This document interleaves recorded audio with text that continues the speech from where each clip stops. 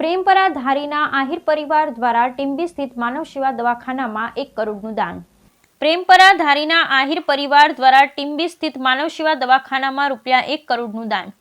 સંસ્થાની સેવાની સુવાસ મેળવી અને શ્રી વિશામણભાઈ ઢોલા તથા શ્રી મુક્તાબેન ઢોલાએ કરી સખાવત। ઉમરાળાના ટીંબી માનવ સેવા ટ્રસ્ટના સ્વામી નિર્દોષાનંદ સરસ્વતી હોસ્પિટલમાં સંસ્થા સેવાની સુવાસ મેળવી અને શ્રી વિશામણભાઈ ઢોલા તથા શ્રી મુક્તાબેન ઢોલાએ કરી સખાવત। કોઈ ભલામણ કે ઓળખાણ વગર માત્ર સંસ્થાની સેવાની સુવાસ મેળવી દાતા શ્રી વિશામણભાઈ ઢોલા તથા શ્રી મુક્તાબેન ઢોલાએ ટીબી સ્થિત માનવ સેવા દવાખાનામાં ₹1 કરોડનું દાન અર્પણ કરી દીધું છે।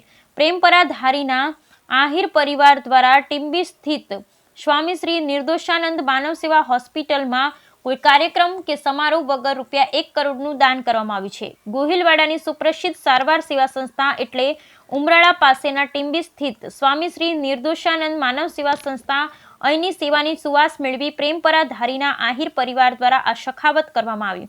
દાતા શ્રી વિશામણભાઈ ઢોલા તથા શ્રી મુક્તાબેન ઢોલાએ તેમના પુત્રો શ્રી નરેશભાઈ ઢોલા, શ્રી દીપકભાઈ ઢોલા તથા શ્રી યશવંતભાઈ ઢોલાના શુભ ભાવ સંકલ્પ સાથે સંસ્થાના અગ્રણીઓને કોઈ ભલામણ કે ઓળખાણ વગર વંદના ભાવ સાથે દાન અર્પણ કરી દીધું।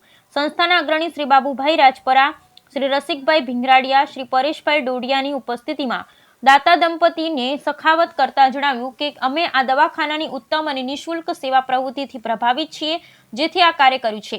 દાતા પરિવાર સાથે અગ્રણીઓ શ્રી પેથાભાઈ આહિર, શ્રી રઘુભાઈ હુંબલ, શ્રી અશોકભાઈ આહિર વગેરે જોડાયા હતા। આ વેળાએ શ્રી લવજીભાઈ નાકરાણી, શ્રી ભીખાભાઈ ખૂંડ તથા શ્રી કુરજીભાઈ બાખુંડ સાથે રહ્યા હતા।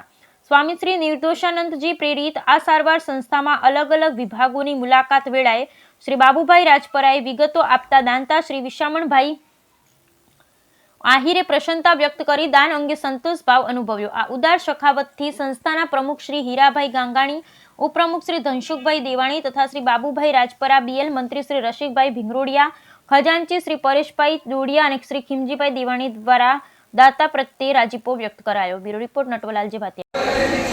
હવે આમ તો અવારનવાર આ રસ્તે નીકળવાનું થતું હોય અને આ માનવ મહેરામણ જોઈ અને એમ થતું કે અહીં કંઈક કોઈ મોટા ડૉક્ટરનો કેમ્પ હશે, કેટલા બધા દર્દી હશે એવું લાગતું। પછી ધીમે એવું જાણવા મળ્યું કે અહીંયા કાયમ માટે ફક્ત ને ફક્ત સેવાના ભાવે અને નિઃશુલ્ક સારામાં સારી સારવાર આપવામાં આવે છે। એનાથી પ્રેરાય અને એમ થયું કે થોડુંક યોગદાન આપવું। આપણે કેટલી રકમનું અનુદાન અહીંયા? અમે અમારા ફેમિલી ₹1 કરોડ નું